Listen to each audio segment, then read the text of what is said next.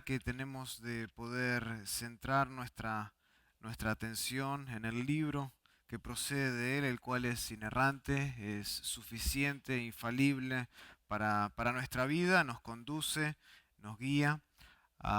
Entonces, en primer lugar, quiero agradecer a Dios por este tiempo y agradecerles a ustedes como iglesia por darnos la oportunidad también, puedo hablar en nombre de mi esposa también, de poder venir aquí y poder verles una vez más después de un año y ver que han permanecido en la fe, ven que siguen creciendo en la conducta que agrada a Dios y que además están interesados en la vida de sus hijos y que están dispuestos a hacer un retiro para que sus hijos puedan crecer no solo en el relacionamiento que tienen entre ellos, sino también en la relación más importante que uno puede tener, que es con Cristo Jesús.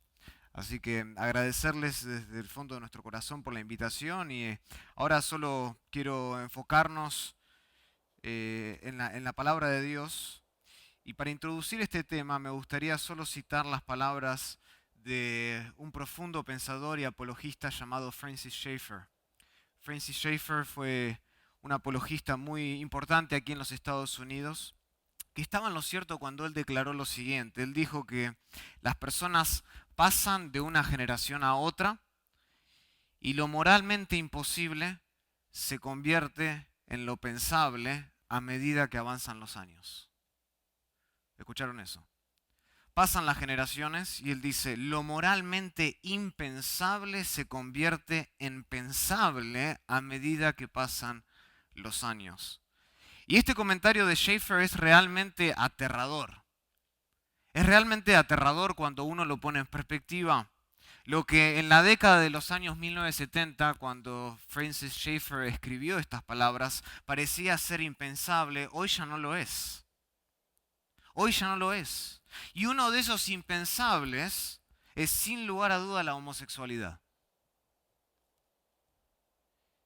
En la actualidad la homosexualidad a nosotros se nos presenta como algo totalmente aceptable, incluso ante los ojos de Dios.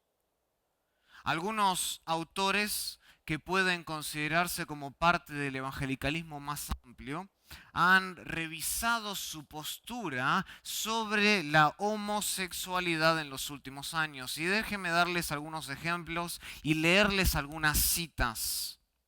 Por ejemplo, en la primera edición de un libro llamado Kingdom Ethics, la ética del reino, hay dos autores cuyos nombres son Stacey y Gushee, y dicen lo siguiente en la primera edición. Ellos dicen, la conducta homosexual es una forma de expresión sexual que está afuera de la voluntad de Dios. Todos estaríamos de acuerdo con eso.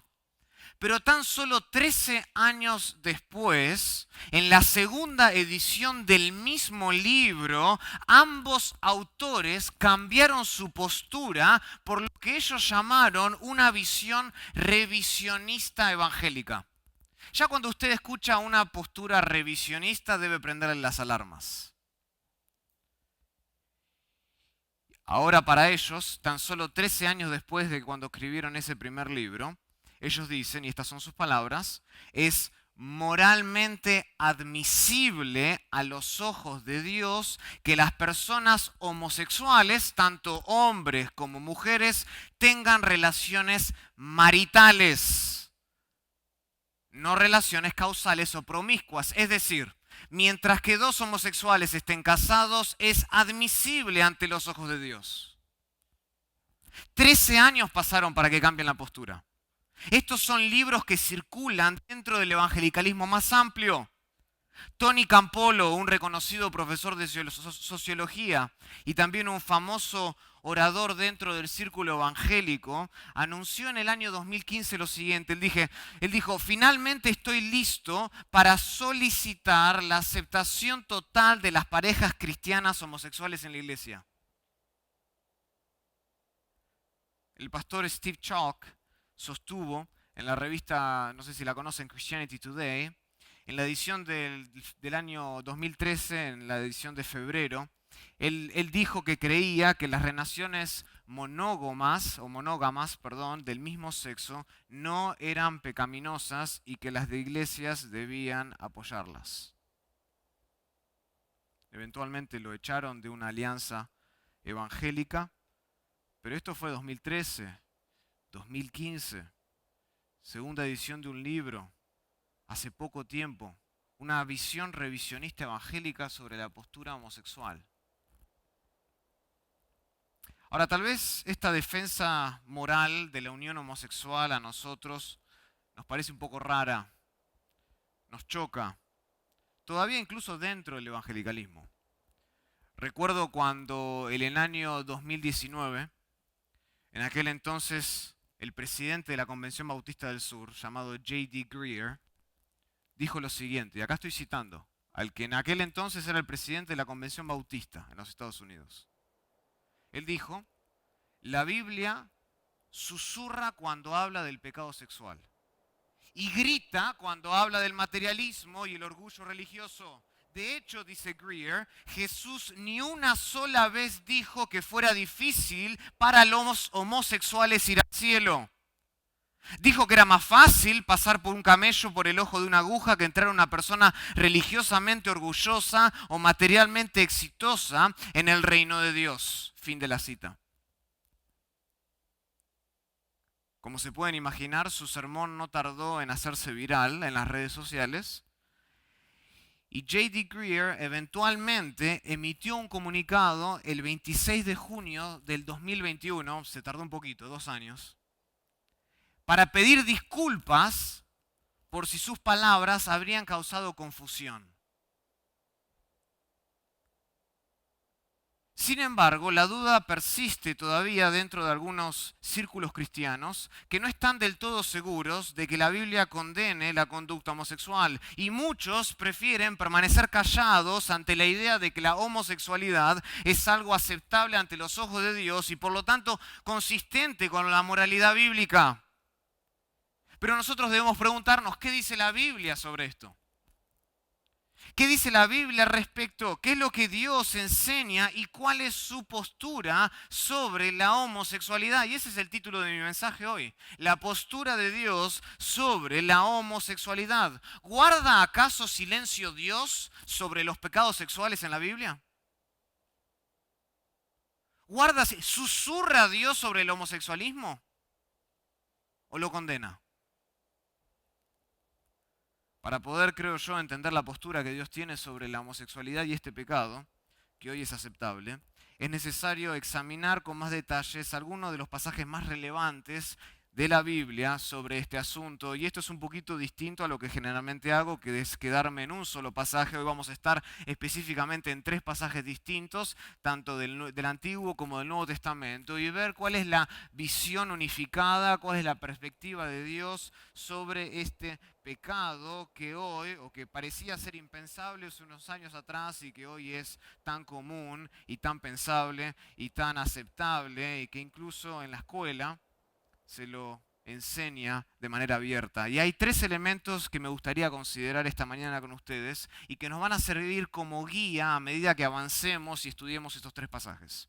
Pero antes de darles esos elementos que van a servir como la estructura y la guía, el mapa de este sermón, primero vamos a orar al Señor y pedirle que nos dé sabiduría.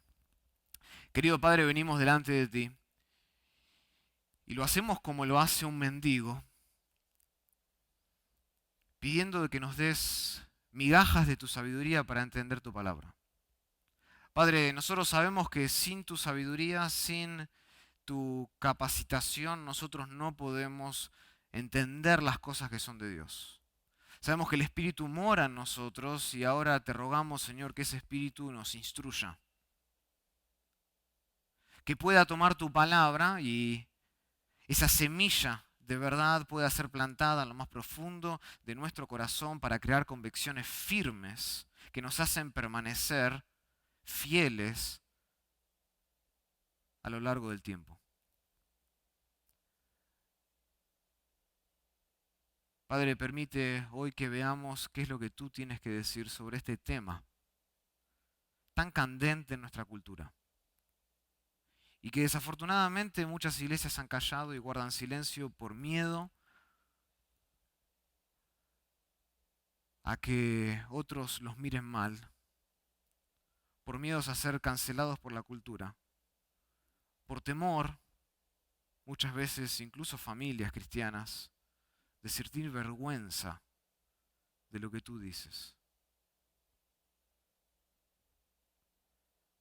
Padre, danos coraje, y sabemos que ese valor, ese coraje no viene apartado de la obediencia de tu palabra.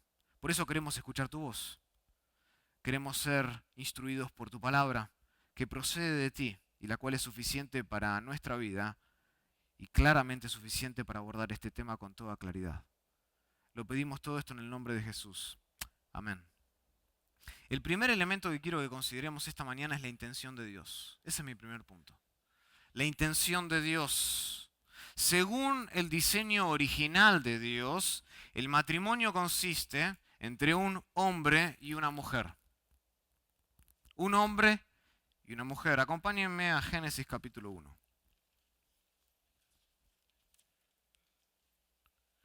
Y para los hombres que estuvieron en la hora anterior, algunos de estos pasajes van a resonar porque el pastor Fernando me hizo el favor, por así decirlo, de ir precalentando el ambiente, así que algunos de ustedes ya leyeron estos pasajes y es bueno porque va a concordar muy bien con lo que él estaba hablando sobre la masculinidad bíblica. Noten en Génesis 1, versículo 26. Dice que Dios dijo: hagamos al hombre a nuestra imagen, conforme a nuestra semejanza, y señoree en los peces del mar, en las aves de los cielos, en las bestias, en toda la tierra y en todo animal que se arrastra sobre la tierra.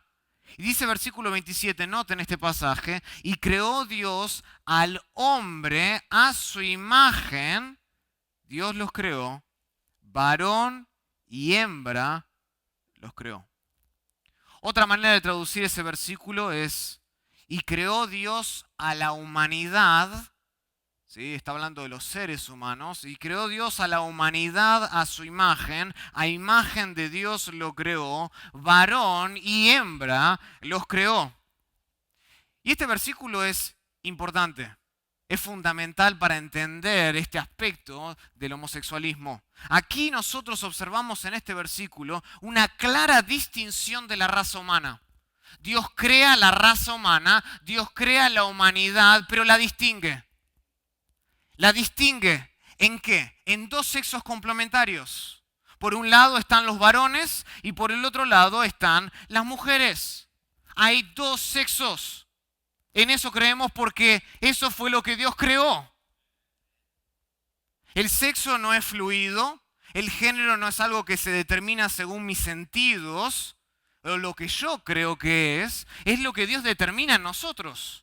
Y Dios distingue a la humanidad, crea a este grupo de personas y los distingue en dos sexos complementarios que reflejan a Dios de muchas maneras únicas al resto de la creación. Los animales no reflejan a Dios de la misma manera que lo hace un varón. Las plantas no reflejan a Dios de la misma manera que lo hace una mujer. ¿Por qué? Porque ni las plantas ni los animales fueron creados a la imagen y la semejanza de Dios. Hay algo singular de la humanidad.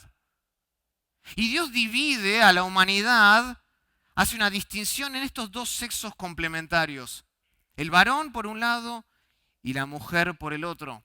Y tanto, dice el versículo, tanto el varón como la mujer fueron creados a imagen y semejanza de Dios. Lo cual habla del valor que ambos tienen ante los ojos de Dios y que nosotros debemos darnos al otro sexo. El hombre no mira de reojo a la mujer y dice: tú eres inferior a mí, como que si haya sido creada como una planta o como un animal. No, fue creado con el mismo valor porque tiene la insignia, tiene la estampa de la imagen de Dios como lo tiene el varón.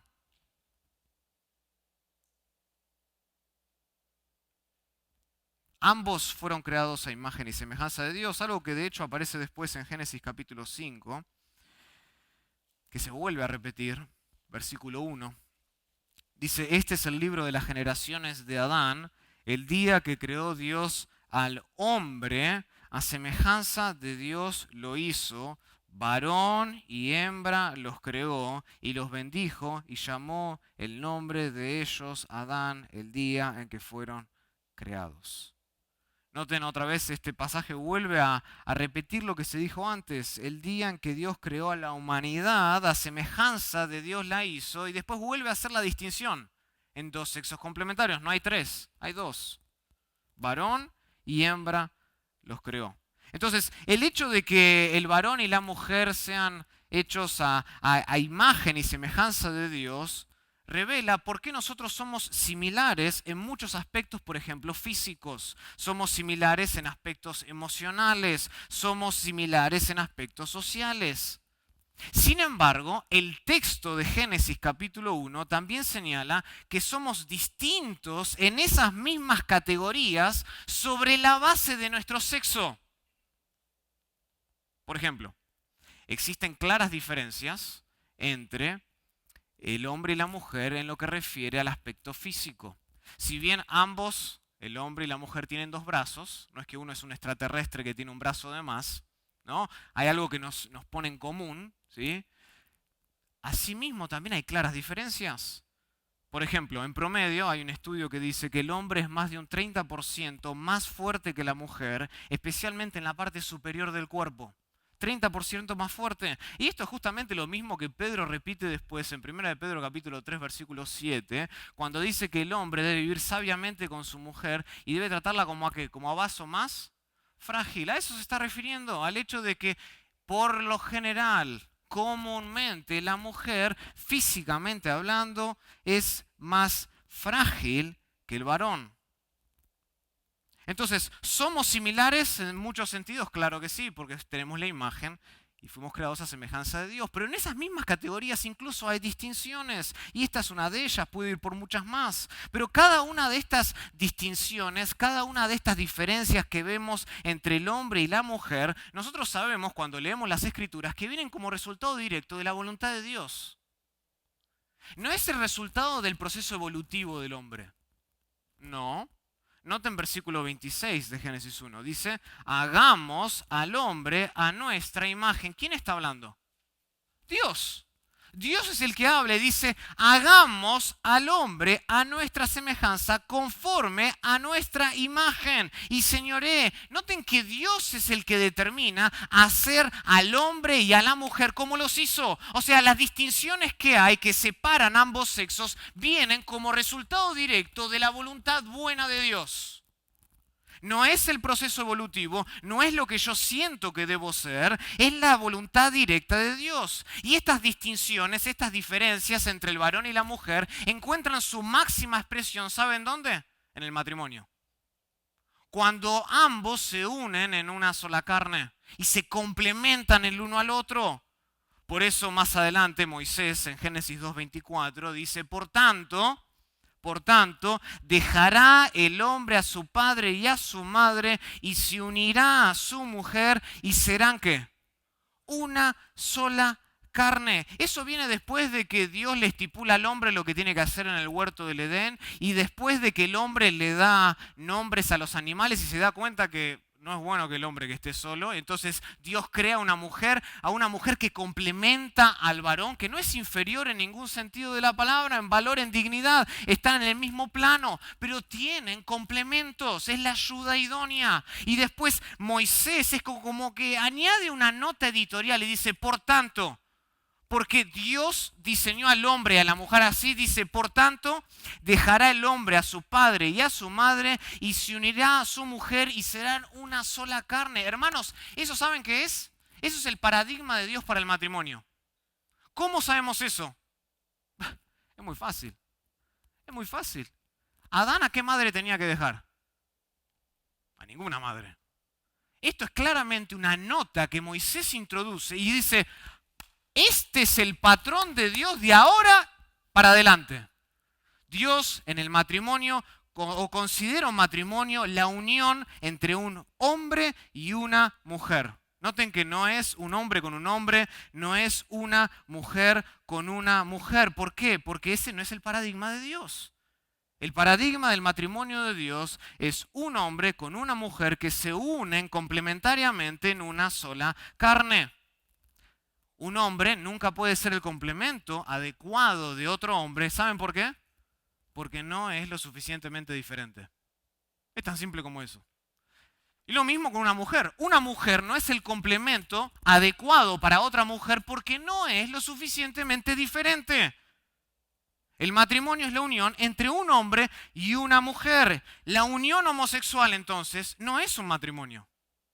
Aunque el mundo secular insista en aceptar estas nuevas leyes del matrimonio homosexual, ante los ojos de Dios y ante los ojos de la iglesia, no deben ser considerados un matrimonio. Es una unión ilícita, pero no es un matrimonio, no puede serlo. No puede serlo porque se opone diametralmente a las distinciones únicas que Dios ha establecido en cada uno de los dos sexos desde el principio. No puede ser un matrimonio ni nunca lo será. Este es el paradigma. Y esto explica por qué Jesús, miles de años después, vuelve a citar estos mismos pasajes. Acompáñenme a Mateo 19.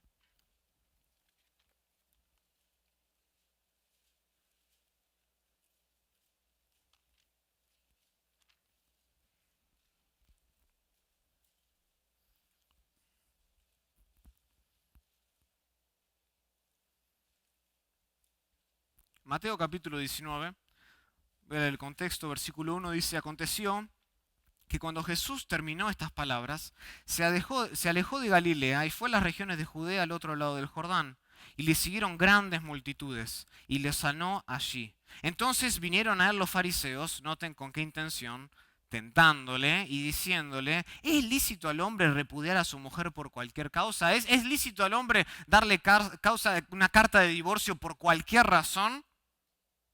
Él respondiendo les dijo, noten la respuesta de Jesús. ¿No habéis leído que el que los hizo al principio, varón y hembra los hizo? Y dijo, por esto el hombre dejará a su padre y a su madre y se unirá a su mujer y los dos serán una sola carne. Así que ya no son más dos, sino una sola carne. Por tanto, lo que Dios juntó no lo separe el hombre. Noten lo que hace Jesús. Miles de años después de Génesis 1 y Génesis 2, el mejor intérprete de la Biblia, que jamás caminó sobre la tierra, Jesús mismo, la palabra de Dios hecha carne, viene y cita Génesis 1:27 y Génesis 2:24 para defender el matrimonio de Dios. El matrimonio estipulado por Dios, el designio, el paradigma de Dios. Lo mismo leerán después en Marcos 10, del 4 al 8, y no tienen que ir ahí, pero anótenlo. Pero el punto de Jesús, ¿cuál es? Aunque él tenía autoridad, él cita la palabra y hace descansar todo su argumento y define el matrimonio estipulado por Dios sobre la base de Génesis. No sobre la base de la cultura. No se adapta a Jesús a aquel tiempo. Define el diseño de su Padre.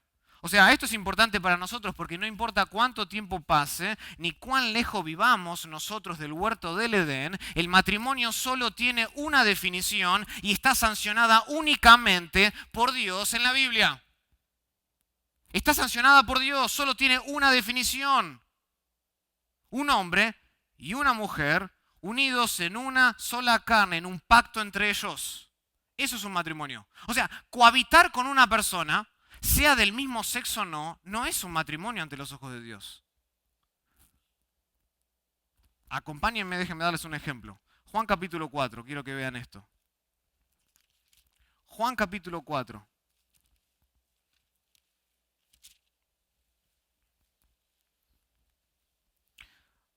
Juan capítulo 4, ayer estábamos comiendo en la noche y uno de los pastores a modo de chiste leía un versículo de aquí. Juan capítulo 4, ¿se acuerdan la mujer samaritana? Noten versículo 15, dice, la mujer le dijo, Señor, dame esa agua para que no tenga yo sed, ni venga aquí a sacarla. Y Jesús le dijo, ve, llama a tu marido y ¿qué? Y ven acá. Y respondiendo la mujer dijo, no tengo marido. Noten la respuesta de Jesús. Jesús le dijo, bien has dicho, no tengo marido, porque 5 maridos has tenido y el que ahora tienes no es tu marido. O sea, con el que estás cohabitando no es tu marido. Cohabitar con una persona, sea del mismo sexo o no, no constituye un matrimonio delante de los ojos de Dios. El matrimonio debe ser un pacto público, un pacto formal, un pacto reconocido formalmente entre un hombre y una mujer. Por lo tanto, la unión homosexual es una aberración del diseño original de Dios para la procreación, para el placer y para la preservación de la raza humana. Va en contra. No preserva la raza humana. Al contrario, ¿saben lo que hace el homosexualismo? Le quita valor a la humanidad. Le quita valor a la humanidad porque en esencia afirma que un sexo de la raza humana no es necesario. Un hombre que está con otro hombre dice que una mujer no es necesaria para mí. Y una mujer que está en una relación lésbica con otra mujer afirma decir, el hombre no es necesario para mí. Noten cómo va en contra del diseño de Dios, de la preservación de la raza humana, de la dignidad que tenemos por la imagen y semejanza de Dios. Y la unión homosexual no pretende nada más que eludir aquel complemento adecuado que Dios mismo ha establecido. Lo elude, lo evita. Quédense grabado con esto. Es muy básico esto y es muy esencial, pero la mujer es la otra parte constituyente de un todo sexual para el hombre. Solo la mujer puede serlo. Un animal no puede serlo.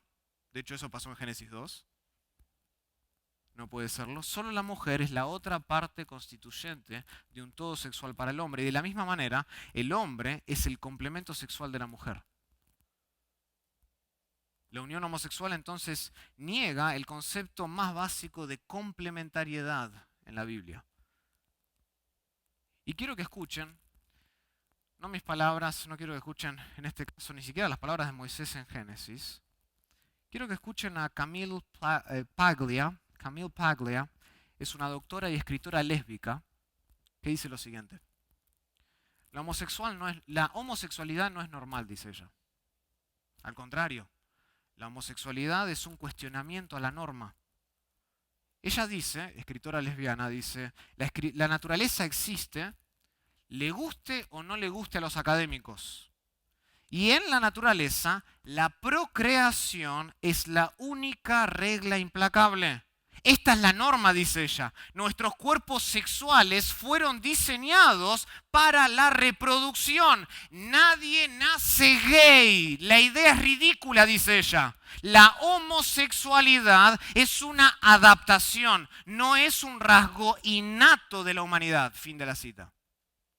Incluso una doctora lésbica que va en contra de la naturaleza lo admite. La homosexualidad y el nacer gay es una idea ridícula, es una mentira. De modo que negar la intención de Dios para el matrimonio, al final de cuentas, es renunciar a nuestra humanidad. Aquellos que adoptan ese estilo de vida están negando y están quitándole valor a nuestra humanidad. El diseño original de Dios consiste de una unión entre un hombre y una mujer. Esa es la intención de Dios. El segundo elemento que debemos considerar es la ilustración de Dios. La ilustración de Dios. Hasta ahora nosotros hemos visto que la unión homosexual es una amenaza al diseño de Dios, es una amenaza a la intención de Dios para el matrimonio. Pero aquí creo que es importante aclarar que el objetivo final de la homosexualidad no es el matrimonio en sí mismo. No es el matrimonio en sí mismo.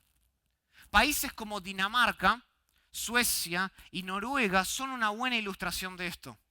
¿Saben qué es lo que pasó una vez que fue legalizado el matrimonio homosexual en esos países? Muy pocos homosexuales se casaron. De hecho, menos de los que venían haciéndolo antes. Una vez que fue legalizado, muy pocos homosexuales se casaron. ¿Por qué? Porque el objetivo final no es el matrimonio, porque los homosexuales no están interesados en el matrimonio, sino en la aceptación social y cultural de su conducta homosexual. Hay una diferencia entre el matrimonio homosexual y la conducta homosexual. Ellos no están interesados en el matrimonio. El matrimonio es solo un fin o un objetivo para una meta final, y la meta final es que la sociedad y la cultura acepte, apruebe su conducta homosexual.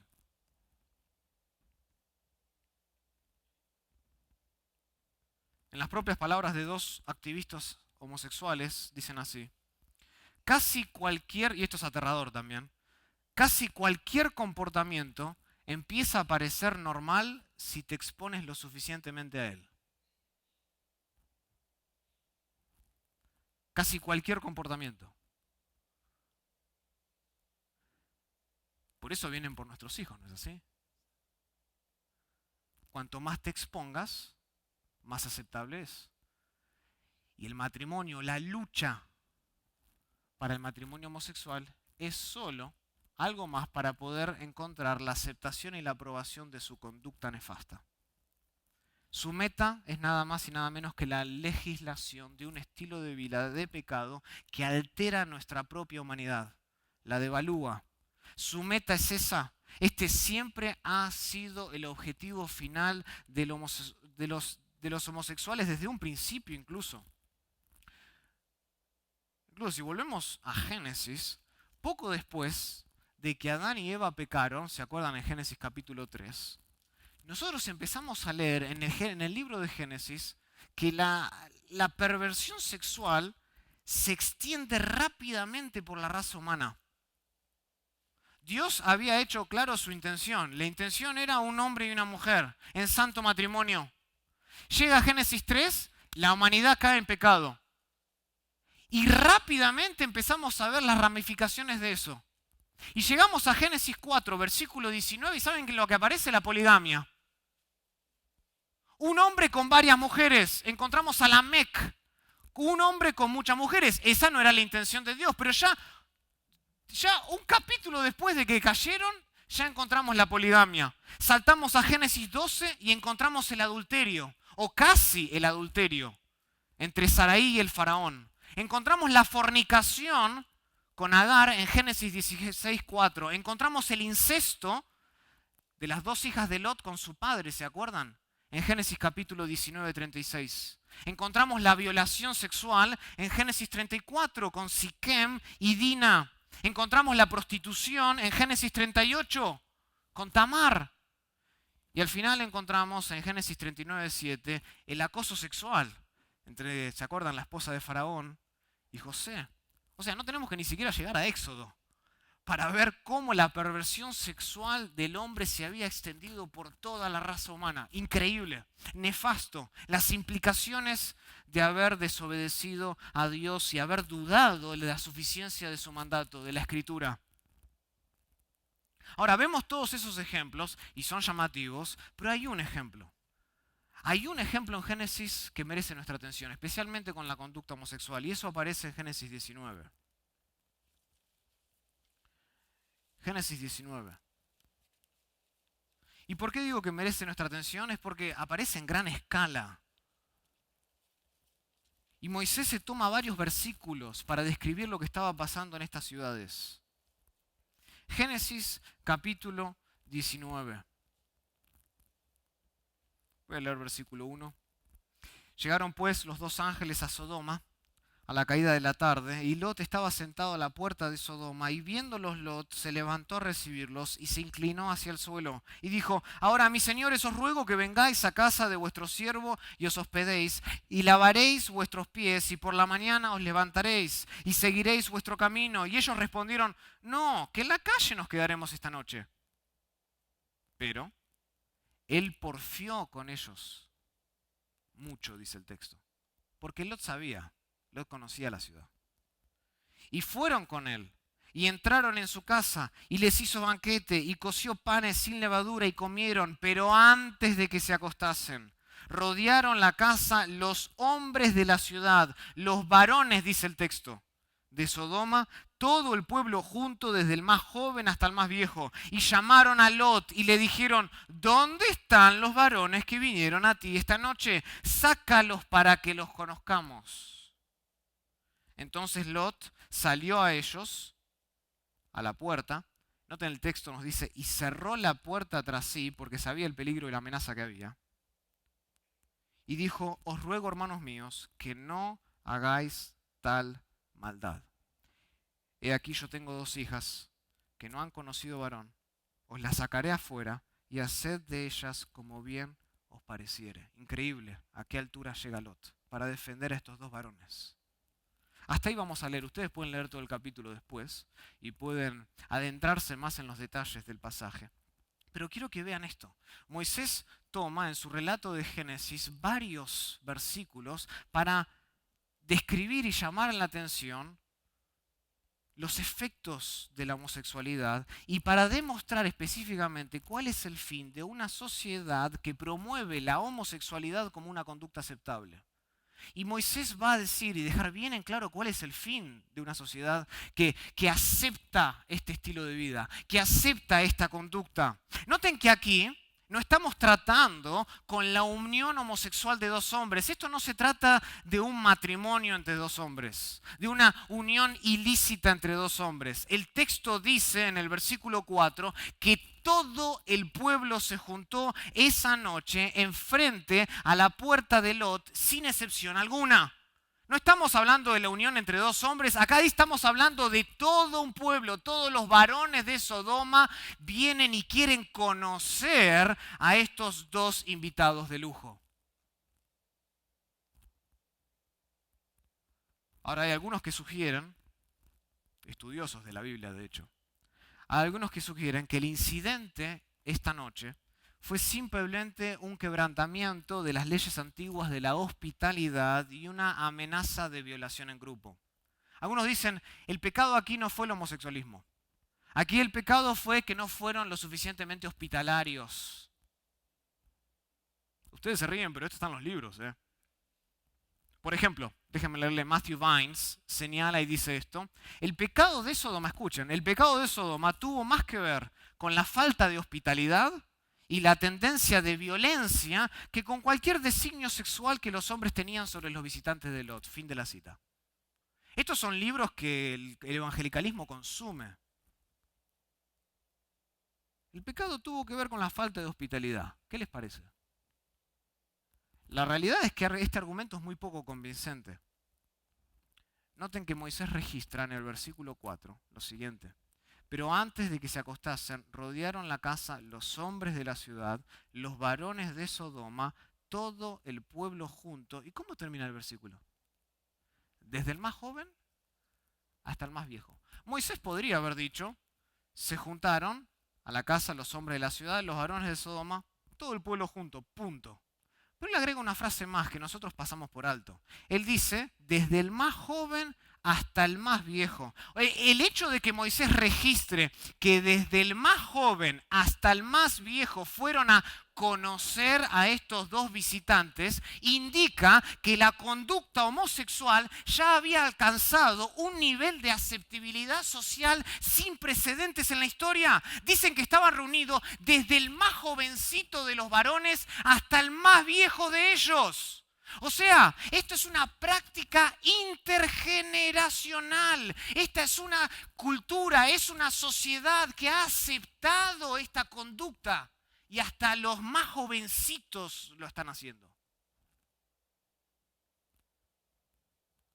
Y el pedido que ellos hacen sugiere que ellos practicaban usualmente la homosexualidad. Noten versículo 5, y llamaron a Lot y le dijeron, ¿dónde están los varones que vivieron a ti esta noche? ¿Dónde están adentro de la casa? Ellos lo sabían. ¿Dónde están? ¿Y qué le dice? Sácalos. ¿Para qué? Para que los conozcamos. Aquí no está hablando de conocer, hola, mucho gusto, mi nombre es fulanito de tal. No está hablando de conocer socialmente, darnos un abrazo. ¿Sí? En algunos contextos un beso en la mejilla, no está hablando de eso. El verbo conocer expresa una clara connotación sexual. ¿Cómo sabemos eso? Contexto. Noten lo que dice Lot más adelante. Versículo 6. Entonces Lot salió a ellos a la puerta y cerró la puerta tras sí y dijo, os ruego, hermanos míos, que no hagáis tal qué, esta maldad. Si querían conocerlo socialmente, ¿eso no sería considerado por Lot una maldad? ¿No sería algo malo? Pero Lot juzga el pedido de ellos y lo cualifica como algo malo, moralmente hablando. Otros pasajes de Génesis revelan que este es el significado del verbo conocer. Eso es cuando nosotros queremos en la hermenéutica conocer qué es lo que dice el texto y qué significa una palabra, queremos ver cómo ese mismo autor la usó en otros contextos. Moisés escribió Génesis 19, vayamos a Génesis 4, para ver si aparece este verbo.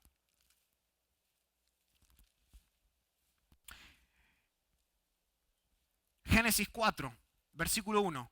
Conoció Adán a su mujer Eva, y noten lo que dice después, la cual concibió y dio a luz a Caín. No es que ahí Adán por primera vez estaba diciéndole, hola, mi nombre es Adán, mucho gusto. No, claramente el contexto nos dice que la conoció ¿de qué manera? Sexualmente, de manera íntima. Y el texto dice, la cual concibió y dio a luz a Caín por voluntad de Jehová, he adquirido varón. Versículo 17.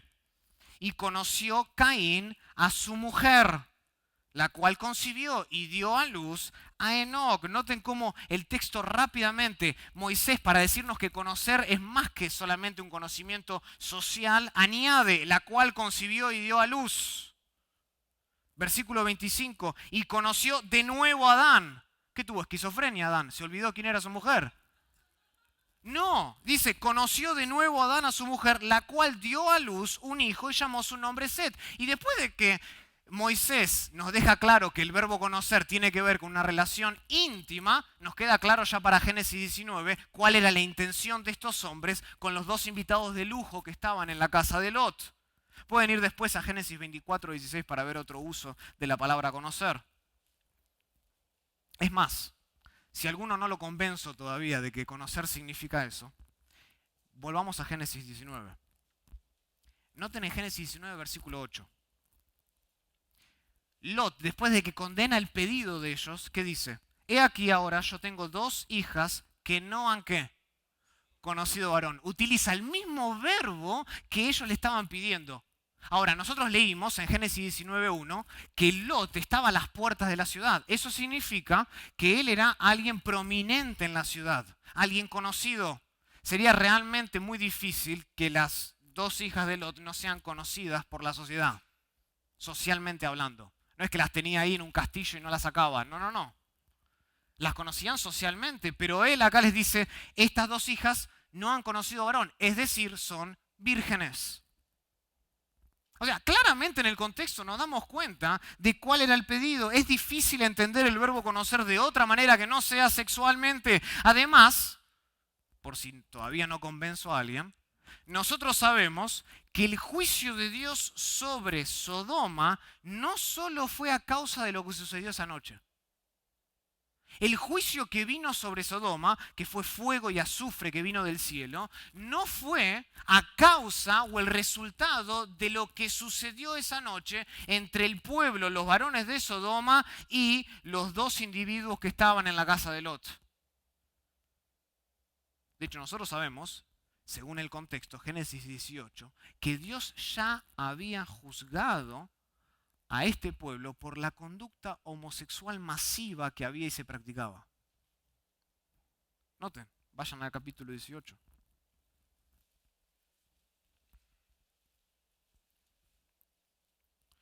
Entonces, versículo 20 de Génesis 18, entonces Jehová le dijo, por cuanto el clamor contra Sodoma y Gomorra se aumenta más y más, y el pecado de ellos se ha ¿qué? Se ha agravado en extremo, descenderé ahora y veré si han consumado su obra según el clamor que ha venido hasta mí, y si no lo sabré, dice.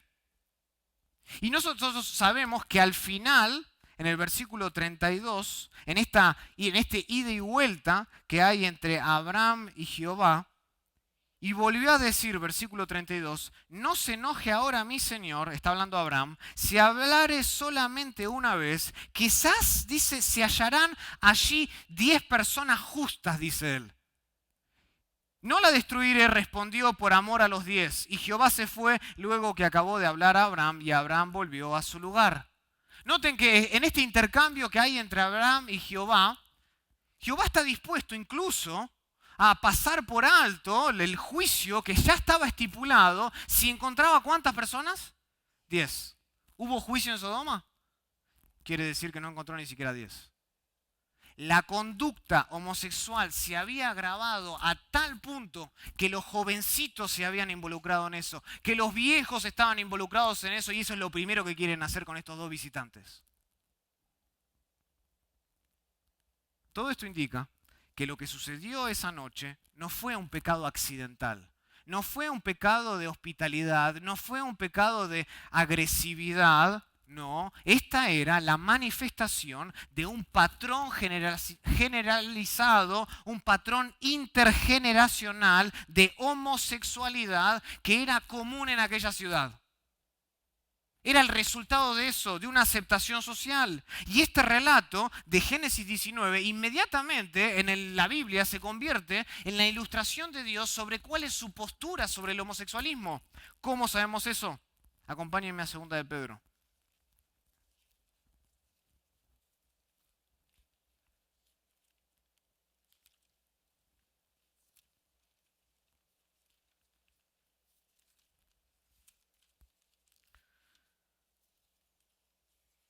Hay varios pasajes, tanto del Antiguo como del Nuevo Testamento, que citan Génesis 19 para definir la postura de Dios sobre la homosexualidad. Pero hay dos pasajes en el Nuevo Testamento que son especialmente relevantes para nosotros. Noten, 2 de Pedro, capítulo 2, versículo 4, dice: porque si Dios no perdonó a los ángeles que pecaron, sino que arrojándolos al infierno los entregó a prisiones de oscuridad para ser reservados al juicio, salten al versículo 6. Y si condenó por destrucción, ¿a quiénes? A las ciudades de Sodoma y Gomorra. O sea, Pedro creía en el hecho histórico de Sodoma y Gomorra. No era un cuento más, no era una fábula. Él sabía que esto había sucedido. Y dice, y si condenó por destrucción a las ciudades de Sodoma y Gomorra, reduciéndolos a ceniza y poniéndolas ¿de qué? De ejemplo a los que habían de vivir impíamente. Pedro mismo nos dice que Génesis 19 quedó reservado y registrado en la historia como un ejemplo de la postura que Dios tiene sobre las personas que viven impíamente, en particular con el pecado homosexual. Judas, capítulo 1, versículo 6, dice: y a los ángeles que no guardaron su dignidad, sino que abandonaron su propia morada, los ha guardado bajo oscuridad en prisiones eternas para el juicio del gran día. Como, noten otra vez, ejemplo, como Sodoma y Gomorra, las ciudades vecinas, las cuales, de la misma manera que aquellos, habiendo fornicado e ido en pos de vicios que contra naturaleza, fueron puestas ¿por qué?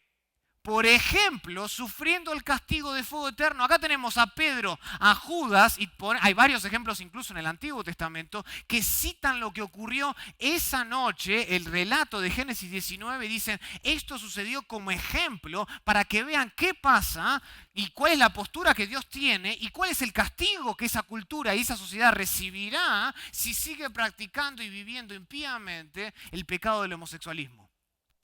Dice acá explícitamente que fornicaron y fueron en pos de vicios contra naturaleza. ¿Por qué? Porque la naturaleza la estipula ¿quién? Dios. Dios le estipula la naturaleza. Dios había estipulado ya en Génesis 1:27, la humanidad se divide en dos sexos complementarios, hombre y mujer, y un matrimonio se constituye en la unión de ellos. Tan simple como eso. Pero ellos fueron en pos de otras cosas, en contra de la intención de Dios. ¿Y saben qué Dios nos enseña a través de Génesis 19, de 2 de Pedro 2, de Judas 1? Que Dios aborrece la homosexualidad y que Dios juzgará a todos los que practican ese pecado. Dios lo condena. Dios no hace la vida gorda, la vista gorda.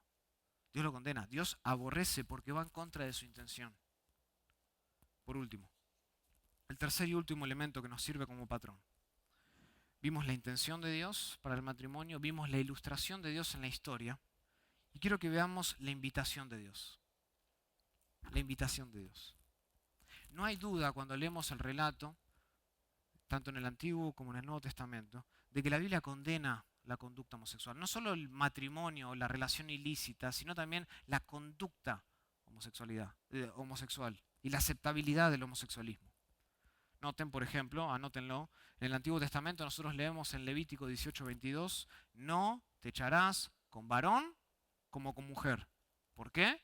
Porque es abominación. El Nuevo Testamento es igualmente claro. Romanos 1, 26 y 27 dice: por esto Dios los entregó a pasiones vergonzosas, pues aún sus mujeres cambiaron el uso natural. Cuando acá Pablo habla de uso, está hablando de las relaciones íntimas. Cambiaron el uso natural por el que es contra la naturaleza. Lo mismo que dice Judas. Y de igual modo también dice: lo hicieron los hombres, dejando el uso natural de la mujer, se encendieron en su lascivia. Noten dónde comienza esto.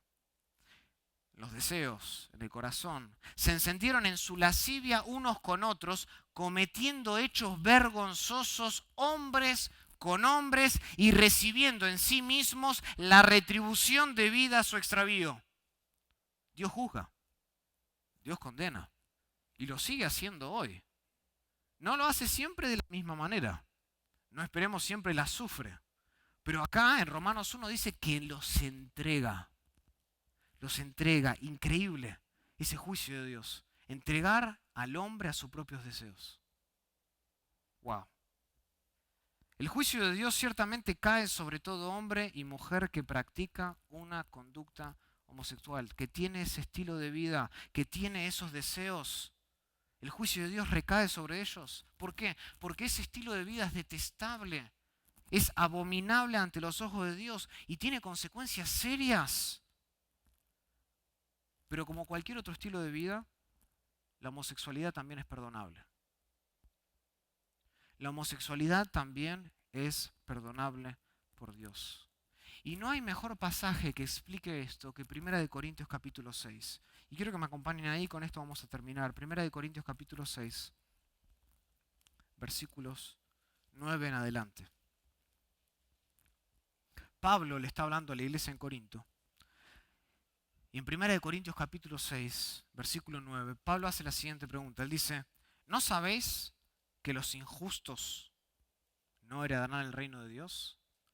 Otra vez, para los jóvenes que estuvieron, noten que acá no habla de la inocencia. Dice los injustos, porque para entrar en el reino de los cielos se demanda justicia. Dice: ¿no sabéis que los injustos no heredarán el reino de Dios? No erréis, dice. No seáis engañados, Pablo dice. Ni los fornicarios, ni los idólatras, ni los adúlteros, ni qué. Ni los afeminados, ni los que se echan con varones. Ni los ladrones, ni los avaros, ni los borrachos, ni los maldicientes, ni los estafadores heredarán el reino de Dios. Noten versículo 11. Y esto erais algunos, mas ya habéis sido lavados, ya habéis sido santificados, ya habéis sido justificados en el nombre del Señor Jesús por el Espíritu de nuestro Dios. Me encanta este pasaje porque aquí Pablo extiende la invitación de Dios para salvación, incluso para el homosexual. Lo invita, lo invita.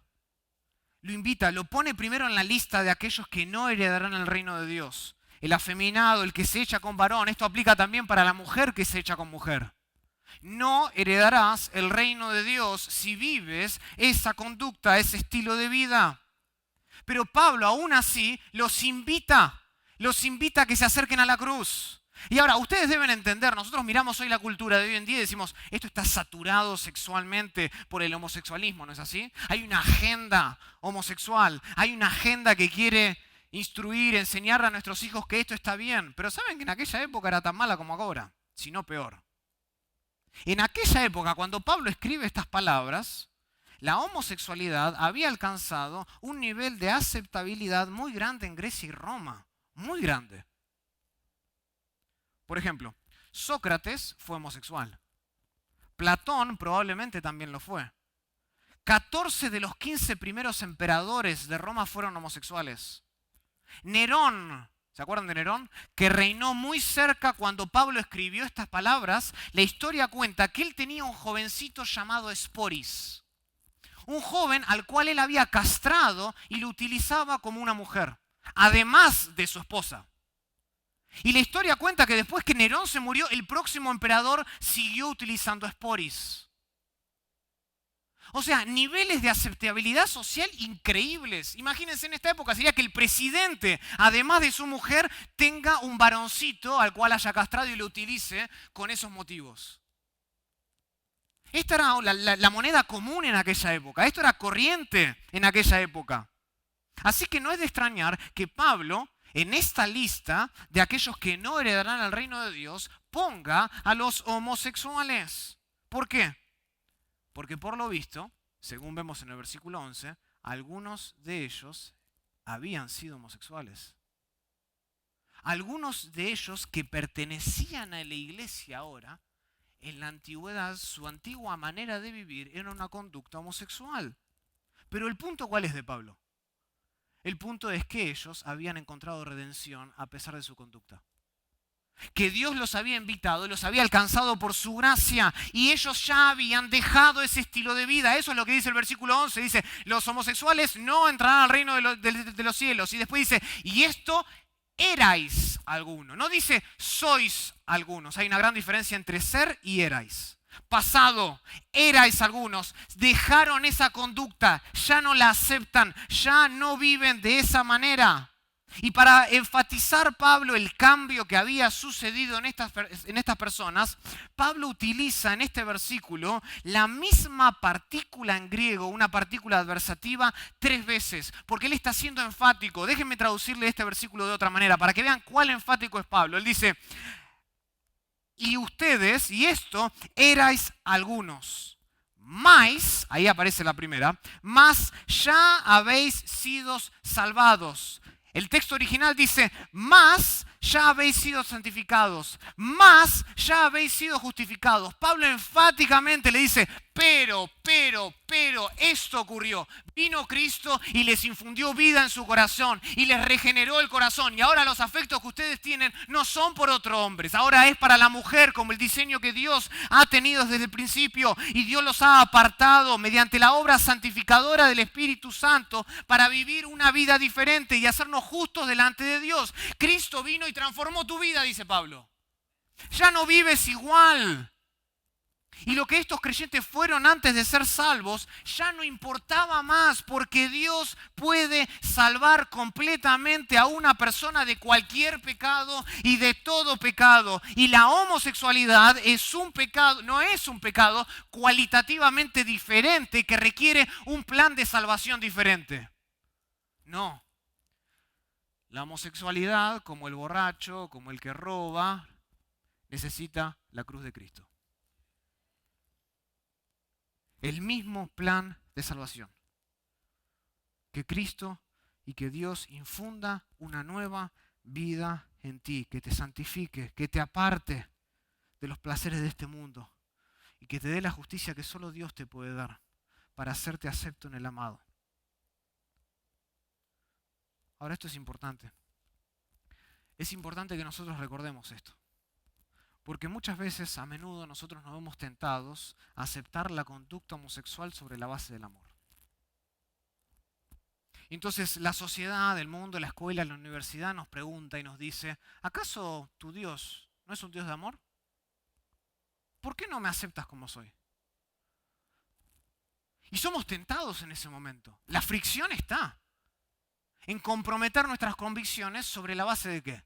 Del amor. ¿Acaso tu Dios no es un Dios de amor? Y hasta te pueden citar pasajes donde dice que Dios es amor. Y hoy el mundo nos pregunta, nos bombardea, ¿acaso tu Dios no es un Dios de amor? Y por supuesto que Dios es un Dios de amor. El problema es que el amor hoy en día equivale a pasar por alto el pecado y tolerar cualquier tipo de conducta. Y eso, mis amados hermanos, no es amor. Eso no es amor. ¿Saben lo que es eso? Eso es una conducta, es una actitud apática que se reviste de condescendencia y realmente condena al alma. Yo te amo tal como tú eres. ¿No? Nos dicen. Yo acepto, en esta iglesia se aceptan a los homosexuales, así como son, vengan. No les pediremos que cambien. Esa es una actitud apática. Esa actitud que se viste de condescendencia condena el alma. Condena el alma. Y hoy hay iglesias que están condenando el alma de los homosexuales. Hombres y mujeres que han comprometido su integridad, que han comprometido su convicción con la Biblia para mostrar un amor que no es amor. Y hoy leemos en las redes sociales, mi esposa me mostraba y me decía, ¿no? Ven a nuestra iglesia, decía una a otra. Acá te aceptamos tal como tú eres. No te demandamos ningún cambio. Ven, exprésate como eres. Esta es la iglesia para ti. Y hoy hay pastores, hay pastoras incluso, drag queen, lésbicos, que celebran la homosexualidad. Eso es condenar el alma. Eso es condenar el alma. Porque el amor verdadero, según la Biblia, según 1 Corintios 13:6, no se goza de la injusticia. 1 Corintios 13:6 dice que el amor no se goza de la injusticia, sino que se goza de la verdad. Y es una mentira decirle al homosexual que la iglesia lo acepta tal como él es y que lo deja vivir tal como él quiere. Eso es mentira. La iglesia acepta, claro que sí. Dios acepta, pero no te deja como te acepta. Te transforma, te cambia. Y la iglesia predica la verdad y predica la intención de Dios. Y te va a predicar y mostrar a ti el pecado que tienes. Y te va a bajar del caballo como lo bajó a Pablo en el camino a Damasco. Y te tira al suelo, pero una vez que la gracia de Dios te tira al suelo, te vuelve a reconstruir. Y lo mismo lo hace con cualquiera, como lo hizo contigo y conmigo. Lo hace también con el homosexual. Tiene el poder de Dios, el Evangelio, para poder hacer eso.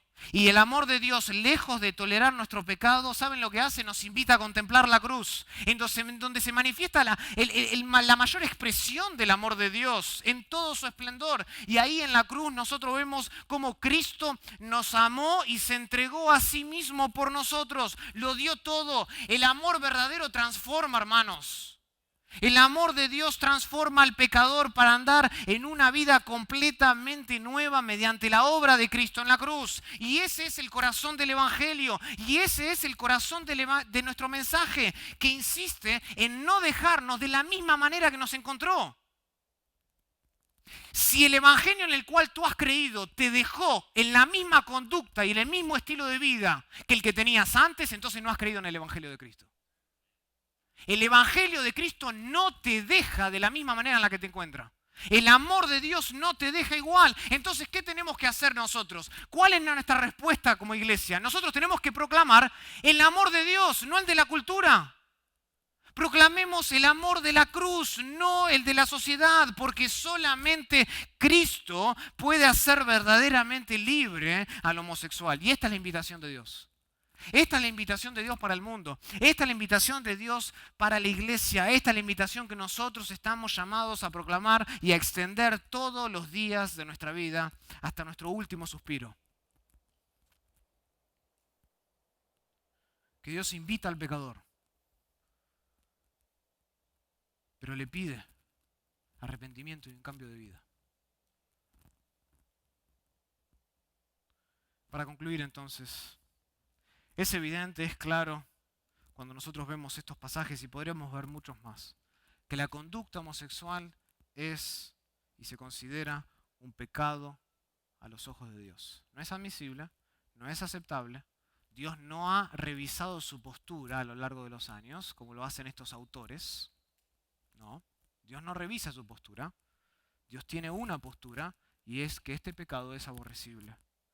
Y ninguna de las interpretaciones más recientes que vemos en los libros brindan una explicación satisfactoria de que la homosexualidad es moralmente admisible a los ojos de Dios.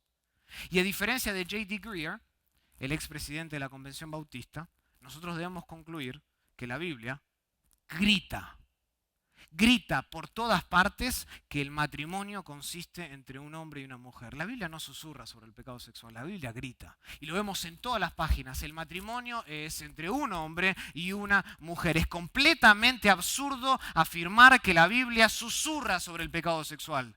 Solo basta ir con Génesis 19 para ver la realidad nefasta de la homosexualidad. ¿Y cuál es el fin de una sociedad y una cultura que acepta este estilo de vida? No es una conducta aceptable, ni nunca lo va a hacer porque se desvía del diseño original de Dios. Pero como cualquier otro pecado, como cualquier otro estilo de vida, la homosexualidad es perdonable. Y quiero terminar mi mensaje extendiendo la invitación de Dios. Extendiendo la invitación de Dios. Y si tú aquí, jovencito, jovencita, tienes deseos, eres un varón y tienes deseos para otro hombre. Y si tú eres una mujer y tienes deseos para otra mujer. Y si tú estás casado por ahí, porque he escuchado esas también.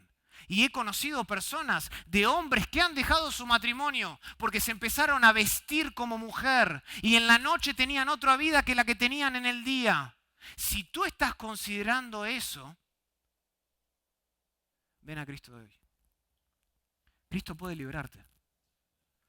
Cristo puede liberarte de tus deseos malos, perversos. Cristo puede liberarte de ese pensamiento, de esa fantasía que tienes con otro hombre cuando estás felizmente casado con una mujer. Dios puede liberarte de eso.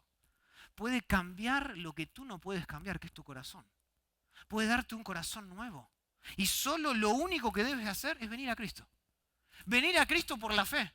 Rendir tu corazón, rendir tu vida, arrepentirte de tu pecado, depositar y creer que Cristo es lo suficientemente poderoso para cambiarte. Ven a Cristo, quien nunca echó ni nunca echará afuera a un homosexual que confíe en Él para salvación. Ven a Cristo, Él puede llevar tus cargas. Él puede hacerte libre hoy. Solo tienes que venir por la fe y confiar en Jesús. Oremos. Querido Padre, te damos gracias por tu palabra. Gracias, Señor, te damos por este tiempo que pudimos tener para poder meditar en este pecado tan prevalente en nuestra sociedad hoy. Vemos los ejemplos de lo que pasó en Sodoma y Gomorra, en lo que pasó con imperios tan grandes como Grecia y Roma. Y no nos cabe ninguna duda de lo que pasará en Estados Unidos y en el mundo. Que tú de a poco, Señor, empiezas a entregar a estas personas a sus deseos, a sus pasiones. Y tú quitas de a poco tu mano de gracia común.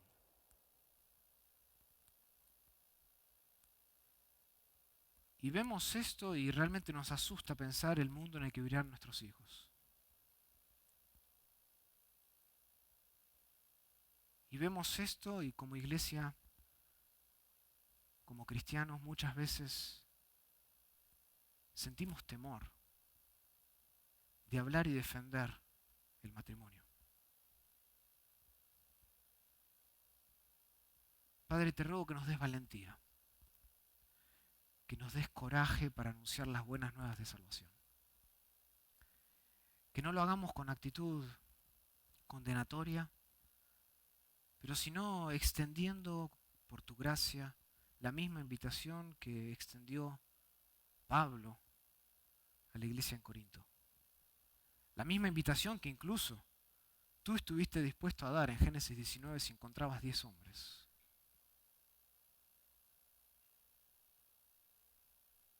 Padre, ayúdanos a ser obedientes a tu palabra, a no tambalear en nuestras convicciones. Y pedimos en especial por nuestros hijos. Muchos de ellos tal vez no creyentes, muchos de ellos en pañales. Y desde que ya de chiquitos le empiezan a decir que un hombre con un hombre es común. Pon en nosotros un peso en el corazón por entrenar a nuestros hijos, por desgastarnos por nuestros hijos y por defenderlos, porque si nosotros no los defendemos, ¿quién los defenderá? Padre, dale valentía a esta iglesia, a sus pastores, a incluso estar dispuestos a las peores de las consecuencias. Tener que pagar de más, ir a la cárcel, incluso dar la vida como lo dieron muchos mártires por el amor a la verdad. Porque eso es lo que define. Y lo que define la verdadera grandeza. La grandeza en el creyente no se define por los dones, ni por el éxito, ni por el tamaño de mi congregación. La grandeza se define por nuestra perspectiva que tenemos de tu palabra y cómo la enseñamos y cómo la vivimos en nuestras vidas. Ayúdanos, Señor, a amar tu palabra, a amar tu verdad y pelear por ella. Lo pedimos en el nombre de Jesús.